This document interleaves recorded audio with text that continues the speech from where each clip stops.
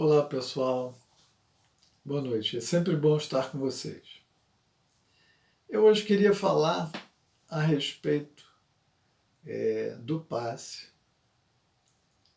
e do seu correto direcionamento. Aonde eu quero chegar? Quando nós preparamos uma correspondência, é necessário que, para que aquela correspondência chegue ao destinatário, nós possamos colocar o endereço correto, com todas as referências, para garantir que o carteiro, aquele que vai levar a mensagem, sabe exatamente onde e para quem entregar.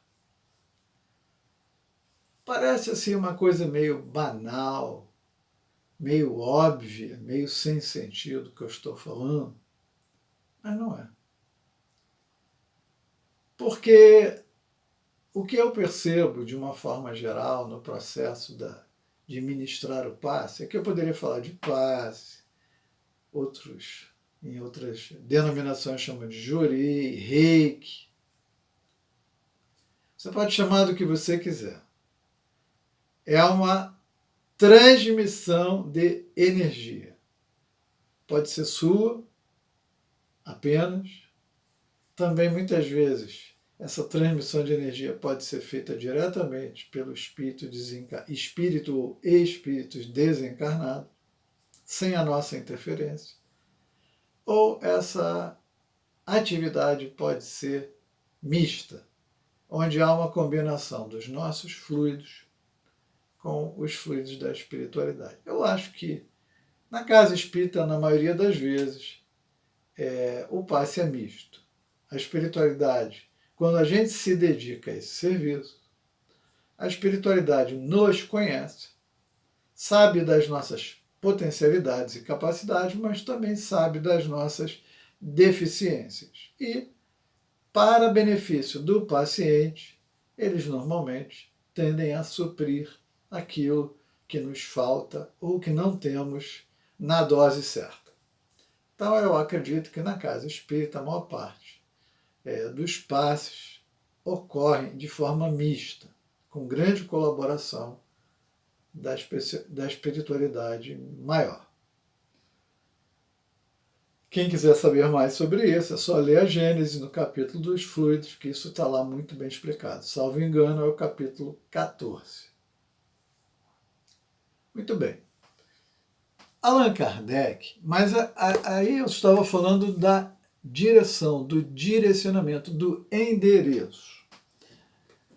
E eu percebo que a maioria das pessoas procura dar o passe visualizando a pessoa que está ali na sua frente ou aquela que, mesmo à distância, a gente visualiza a silhueta, o rosto, a imagem da pessoa como se ela estivesse ali. Porque, na verdade, essa transmissão não precisa ser feita com a presença da pessoa. Muitas vezes chega a nós a informação de que uma pessoa querida está doente, num determinado hospital, até em outra cidade, até em outro país.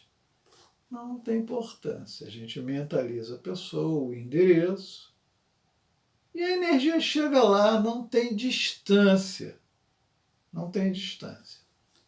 Muito bem. Allan Kardec, com a sua grandeza e com a sua humildade, nos diz, logo no início do Livro dos Médiuns, ainda no item 3, falando a respeito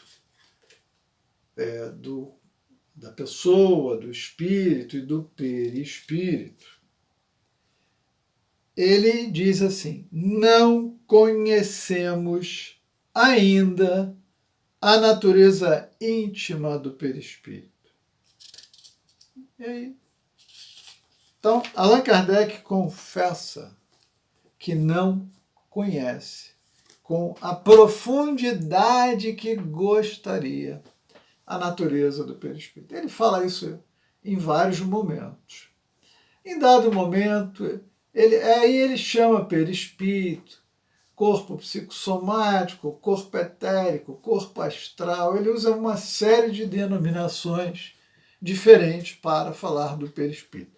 Eu considero que Allan Kardec fez um trabalho genial e, para aquele momento em que algumas pessoas apenas olhavam o corpo físico, aquelas que tinham algum tipo de religiosidade também acreditavam na alma imortal que subsiste após o fenômeno da morte.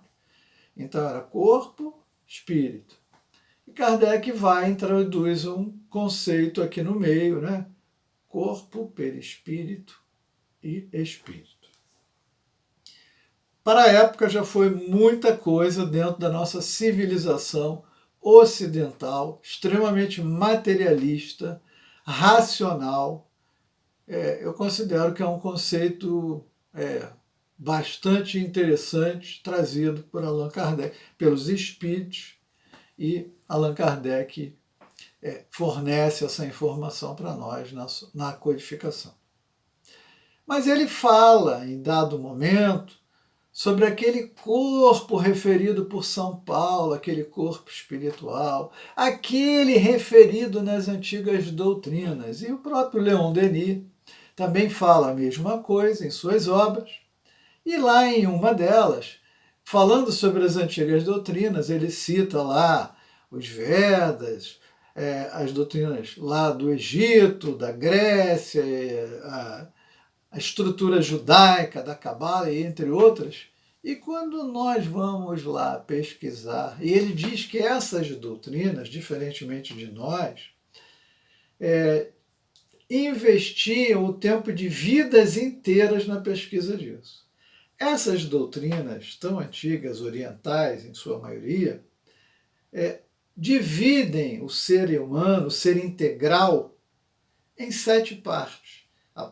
A partir do corpo físico até o espírito. Eles dividem todos eles com denominações as mais variadas, mas eles dividem em 7. Então, Kardec, na verdade, faz uma divisão em 3. Corpo, perispírito e espírito. E aí a gente vai entender, através das antigas doutrinas, que tem partes que são mais fluídicas, tem partes que são mais materiais, e que elas têm funções e atividades diferentes.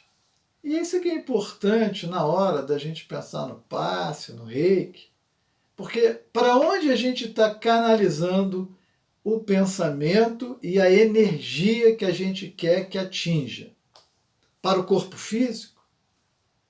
Às vezes. Mas na maioria das vezes, nós deveríamos estar direcionando essa energia para os corpos mais sutis, etéricos. Porque muitas vezes as doenças estão lá instaladas.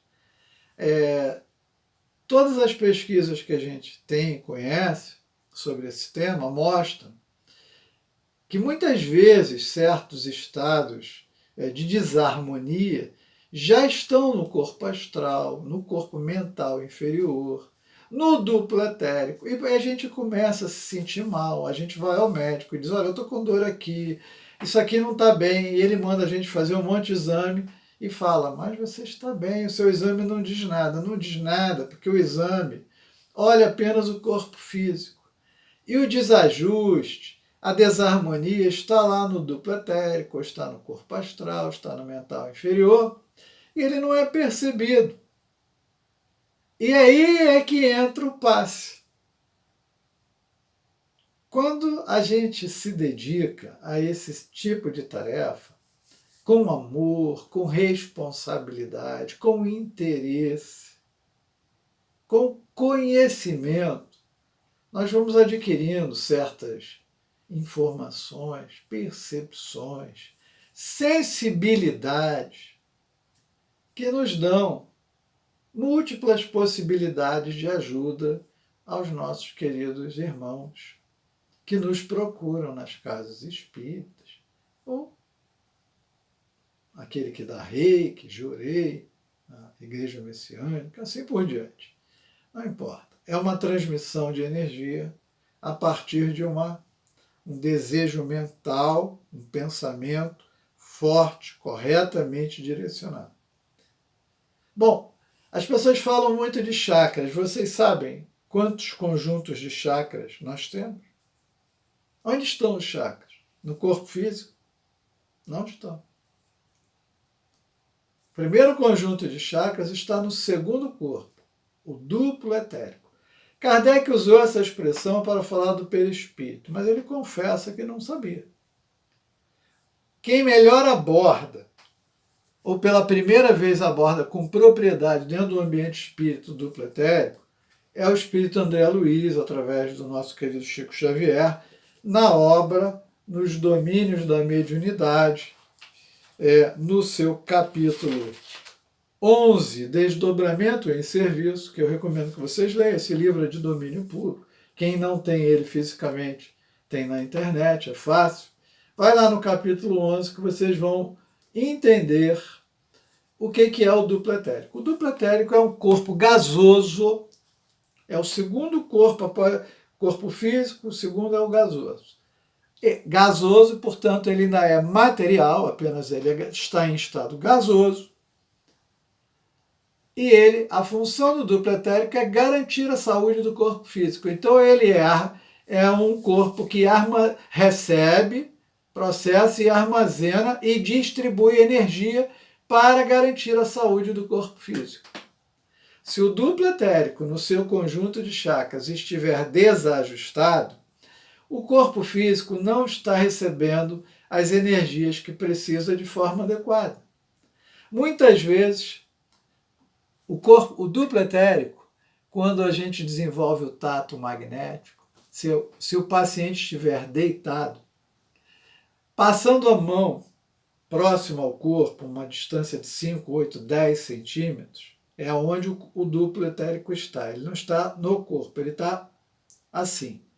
Se você passar a mão assim, em certas situações a sua mão será puxada para perto do corpo. Haverá uma atração. O que isso indica? Que ali existe carência de energia. Às vezes a sua mão é empurrada para cima, ali tem excesso de energia.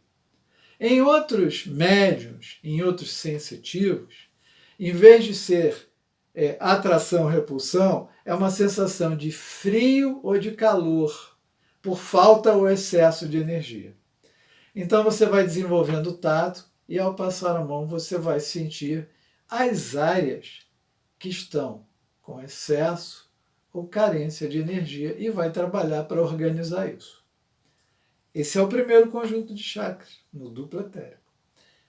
Se o paciente estiver deitado, se você passar a mão um pouco mais acima, entre 40, 50, 80 centímetros, 70, 80 centímetros de altura, aí você estará atingindo o corpo astral, o perispírito propriamente. E ali você vai ter a mesma sensação de frio ou de calor. E, obviamente, ainda tem o corpo mental, que tem outro conjunto de chakras. Se você não conhece os corpos, a função dos corpos, uns cuidam das emoções, dos sentimentos, outros do pensamento, outros simplesmente da energia. Eu não posso dizer para você que trabalha no serviço do passe, que não sabe nada do que eu estou falando aqui, que o seu trabalho não é bom, porque você faz com amor. Você faz com boa vontade. E tudo que é feito com amor, com boa vontade, sempre ajuda.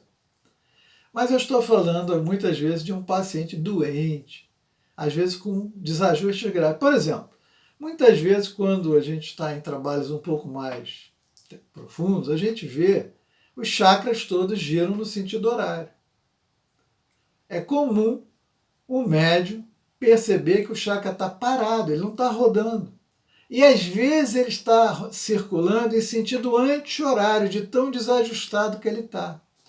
Com certeza aquilo vai ter uma desarmonia para a saúde física da pessoa.